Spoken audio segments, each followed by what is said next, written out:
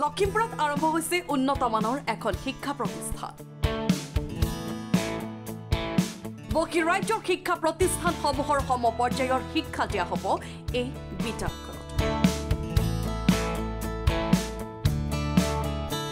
বিভিন্ন কো-কাৰিকুলাৰ এক্টিভিটিছৰ জৰিয়তে ছাত্ৰ-ছাত্ৰীসকলক শিক্ষা প্ৰদান কৰা হ'ব ৰেডিয়েণ্ট ব্লুম একাডেমী নামৰ এই বিদ্যালয়খনত।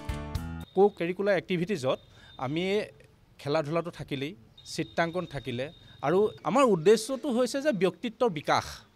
সকলোৱে পঢ়ে, সকলোৱে এটা ডিগ্ৰী লাভ কৰে, কিন্তু আমি যেতিয়া কওঁ যে এজন প্ৰজ্ঞাৱান ব্যক্তি, তেওঁ জ্ঞান আছে, কিন্তু প্ৰজ্ঞাৱান হ'বলৈ গ'লে কেনেকুৱা ধৰণৰ ব্যক্তিত্ব বিকাশ কৰিব লাগিব, সেই ব্যক্তিত্বৰ বিকাশখিনি আমি ইয়াত কৰিম বুলি ভাবিছোঁ। সেইটো এটা আমাৰ একদম খুব হিডেন পইণ্ট এটা। আমি তলে তলে সকলো ছাত্ৰ ছাত্ৰীৰ লগত কথা বতৰা পাতি কোন কিহত আগবাঢ়ি যাব, ডিগ্ৰীটো সকলোৱে পাব, BA BSc MA MSc এনেধৰণৰ হ'ব, আৰু ইয়াত নিটৰ হেৰি হ'ব, CUT ETৰ আমি ক্ৰচিং কৰিম। গতিকে ছাত্ৰ ছাত্ৰীখিনি কেনেধৰণে আগবাঢ়ি যাব সেইখিনি আমি কাউন্সেলিং কৰি কৰি তেওঁলোকক আগবঢ়াই নিবলৈ চেষ্টা কৰিম। ছাত্ৰ ছাত্ৰীৰ আগ্ৰহ থকা মিউজিক, ফটোগ্ৰাফী আদি বিষয়সমূহতো তেওঁলোকক আগুৱাই লৈ যোৱাৰ প্ৰয়াস বিদ্যালয়খনত।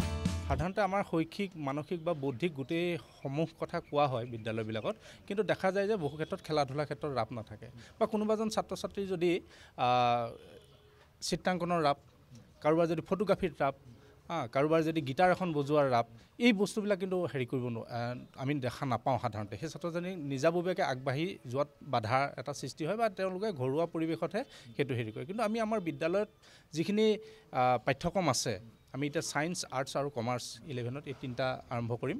সেইকেইটাৰ লগে লগে প্ৰতিজন ছাত্ৰ ছাত্ৰীৰ ভিতৰত কিখিনি প্ৰতিভা সোমাই আছে বা তেওঁলোকৰ হবি কি, সেই হবিটোক আমি আগবঢ়াই লগতে লৈ যাম। অহা 5 মে'ৰ পৰা একাদশ শ্ৰেণীৰ ছাত্ৰ ছাত্ৰীৰ বাবে মুকলি কৰি দিয়া হ'ব এই ৰেডিয়েণ্ট ব্লুম একাডেমী। আমি 5 মে'ৰ পৰা হয়তো আমাৰ পাঠ্যক্ৰম বা ক্লাছ আৰম্ভ কৰিম। আমি এতিয়াও একদম ফিক্স কৰা নাই, তথাপি আমি ভাবি থৈছোঁ যে 5 মে'ৰ পৰা আমাৰ সমান্তৰালভাৱে বিজ্ঞান, কলা আৰু বাণিজ্য তিনিটা শাখাৰ একাদশ শ্ৰেণীৰ ছাত্ৰ হেৰিখিনি আগবাঢ়িব। ছাত্ৰ ছাত্ৰীসকলক মোবাইলৰ সৎ ব্যৱহাৰৰ প্ৰতিও গুৰুত্ব দিয়া হ'ব এই বিদ্যালয়খনত। এতিয়া আটাইতকৈ ডাঙৰ কথা যে মোবাইল, সকলোৱে কয় যে মোবাইল বস্তুটো বেয়া, ছাত্ৰ ছাত্ৰীৰ বেয়া কাৰণে বেয়া, কিন্তু আমি ভাবিছোঁ যে মোবাইলটো কেনেকৈ ছাত্ৰ ছাত্ৰী আমি ফ্ৰেণ্ডলি কৰিম।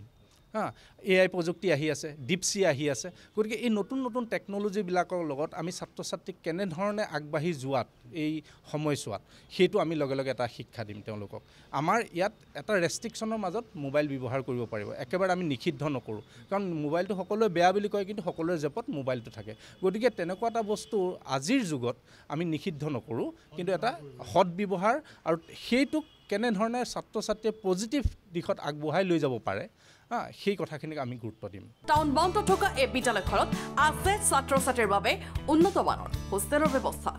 আৰু ইয়াত ছাত্ৰ ছাত্ৰীৰ কাৰণে আমি হোষ্টেলৰ ব্যৱহাৰ কৰিছোঁ। এইটো 5 মহলীয়া এটা অট্টালিকা, আৰু ইয়াৰে 4ৰ্থ আৰু 5ম মহলাত ছাত্ৰীৰ কাৰণে আমি খুব ধুনীয়া, ধুনীয়াকৈ ছাত্ৰী নিবাস বনাইছোঁ। এটা ৰুমত 3জনী ছাত্ৰী থাকিব পাৰিব, আৰু তাতে এটাচ লেট্ৰিন বাথৰুম, ৱাৰ্ডেন থাকিবই 24 ঘণ্টা, আৰু ইয়াত সকলো ধৰণৰ যিখিনি সুৰক্ষামূলক ব্যৱস্থা সেইখিনি আমি লৈছোঁ। বইজৰ কাৰণেও থাকিব, বইজৰ আমি ওচৰতে ৰুম লৈছোঁ, ভাড়াঘৰ লৈছোঁ, তাত আমি বইজ হোষ্টেল কৰিম।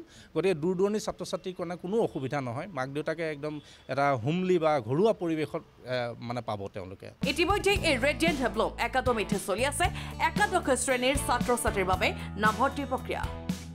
এডমিশ্যন আমাৰ চলি আছে, ইতিমধ্যে আমাৰ এডমিশ্যন হৈ গ'ল, চলি আছে। এতিয়া বিহু আহিছে, বিহুৰ কাৰণে বিহুৰ এই 2 দিনৰ আগত ৰিজাল্ট দিলে, ৰিজাল্ট দিয়াৰ লগে লগে আমাৰ এডমিশ্যন প্ৰক্ৰিয়া আৰম্ভ হৈছে। আজিও কেইবাজনো ছাত্ৰ ছাত্ৰী এডমিশ্যন লৈছে, আৰু এইটো প্ৰক্ৰিয়া অব্যাহত থাকিব।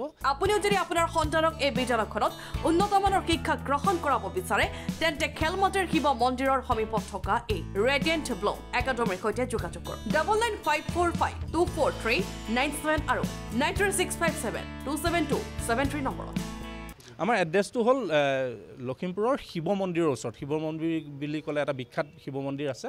শিৱ মন্দিৰটোৰ ওচৰতে হাইৱেৰ পৰা লখিমপুৰ জিলা কৃষি বিভাগৰ কাৰ্যালয়লৈ যোৱা এটা ৰাস্তা আছে, পথ আছে। সেই পথটোৰ সম্পূৰ্ণ বিপৰীত ফালে দেখিবই ৰেডিয়েণ্ট ব্লুম একাডেমী। গতিকে ছাত্ৰ ছাত্ৰীসকলেও যি বাছত আহিব দূৰণিৰ পৰা তেওঁলোকে শিৱ মন্দিৰত নামিব পাৰিব আৰু ইয়াত কোনো ট্ৰেফিক প্ৰব্লেম নাই আৰু দ্বিতীয়তে এই শিক্ষানুষ্ঠানলৈ আহিবলৈ কোনো টমটম বা এক্সট্ৰা খৰচ এটা নহয় গতিকে দূৰ দূৰণি বোলে পহুমৰা নাওবৈচাৰ ফালৰ পৰা ছাত্ৰ ছাত্ৰী আহিব তেওঁলোকে শিৱ মন্দিৰত নামি দুটা খোজ কাঢ়িলেই আমাৰ বিদ্যালয়খন পাব আৰু যিখিনি বগীনদীৰ ফালৰ পৰা ছাত্ৰ ছাত্ৰী আহিব তেওঁলোকে শিৱ মন্দিৰ ষ্টপেজত নামিলে 10 খোজ কাঢ়িলেই আমাৰ বিদ্যালয় পাব। Bureau' report Akhil Bordoloi.